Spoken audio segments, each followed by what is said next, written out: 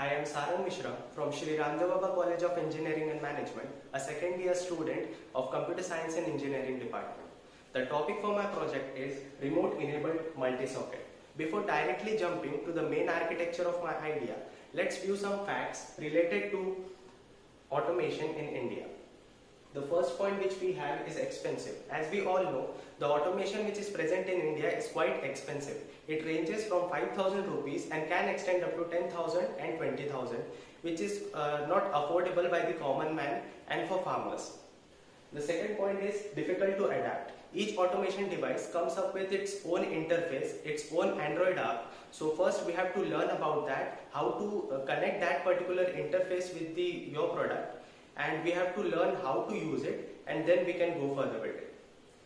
Third is lack of prerequisite technology. As we all know, to operate IoT devices, we need 24/7 internet connection, which I don't think in India is possible. So, biggest example to cover these three things in India is the Amazon Echo, which will cost you around 10,000 rupees, and just to operate a single bulb, the bulb needs to be smart, and the rate for that is 1,500. So just to make a simple bulb on and off, you should have the budget of 11,500 rupees. So what we have to do? This is the architecture which we will bring in action. So what we are actually doing, we are maintaining a master-slave methodology. Here we are connecting the main circuit board, the master board, with the technology called DTMF, that is dual tone multi-frequency. The GSM, RF and Arduino Uno will process the signals, and transmission, receiving will take place from these nodes. So this whole architecture is master-slave architecture. Okay, so this is our implementation. Currently 3 nodes are connected with the master, and we can connect 16 nodes with the same circuit. The DTMF commands are received by the GSM module, and it is sent to Arduino Uno for further processing, and with the help of RF, that is radio frequency, the signals are transmitted with the help of radio waves. Now the node will receive this signal with the help of RF HC12. These signals will be given to Arduino Nano for the further processing, and if that particular message is relevant to this particular node, the command will be accepted and the particular task which is on and off will be performed. So this is how the actual product will look like. The circuit which we have seen in the node section, the same circuit is inside this particular box. So whichever device you have to automate, just plugs the device on that particular socket and your device will automate. So what we have to do is directly plugs this device on a particular socket, connect any device. For a demo purpose, I am connecting a charger with a flashlight, and make the switch on. At the initial state, the device will remain on. As you can see, the coil is connected so that we can just operate this particular device. On a press of 3, the device goes off. On a press of 4, the device ons. So this is how the whole circuit works. There are no range limitations. This can be operated worldwide. The question arises that how the user will actually know that the device is on or off. The answer is very simple. The system will automatically generate a message which will be sent directly to the registered mobile number. For example, this call was connected, and this particular device which is present on node 2 is on. So if I want to get the status of this particular node, I will simply press 9. After some time, the call will get disconnected and the message will arrive in 5 seconds. As we can see, the message arrived here. Device 1 is off. As I already said, this was node 2. That means device 2, which is on, and device 3 is off. Now we will go to the applications of REMS. The applications we will be seeing is agriculture, industries, household, and automobile. The first application we will going to see is agriculture. Irrigation motors can be connected with the help of this device, and it will be very suitable for farmer, as mostly the electricity comes for farming purpose at midnight. So the farmer have to go to the farm at late midnight to make the pump on or off. So this is a very difficult task which we can reduce with the help of this system. Electric fence, this can also be controlled from the home itself, as this controlling will be also beneficial, so that they can make it on at the night time, so at the daytime their own cattle will be protected, and they will not get a shock or something like that. Generator starters can also be used at farms. These generators can be started with the help of this device from anywhere in the world.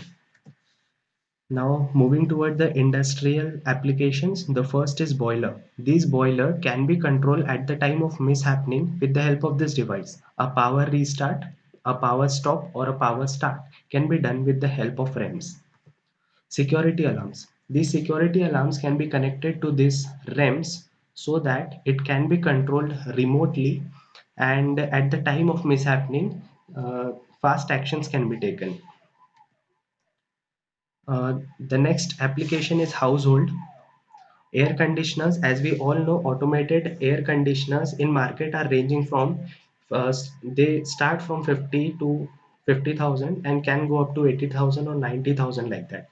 So this basic application can help, like we will buy a manual air conditioner worth rupees 28,000 or 30,000, and we will connect this particular device of just 750 rupees to automate it. So we will be saving 20,000 in this application. Electric geysers, the same applications as like ACs. In case of ACs, we were connecting actual ACs with that device. Here we will connect electric geysers. Fans can also be operated with this device. Just we will directly connect the power cord with this device. Refrigerators can also be operated. Automotive industry, this is the most innovative, and we are currently researching on this, that how this device can be used in automotive industry.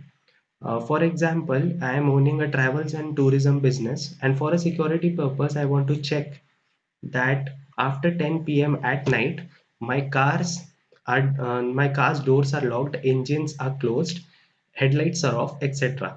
This can also be done if this particular box is connected with the car system. This is the basic design here.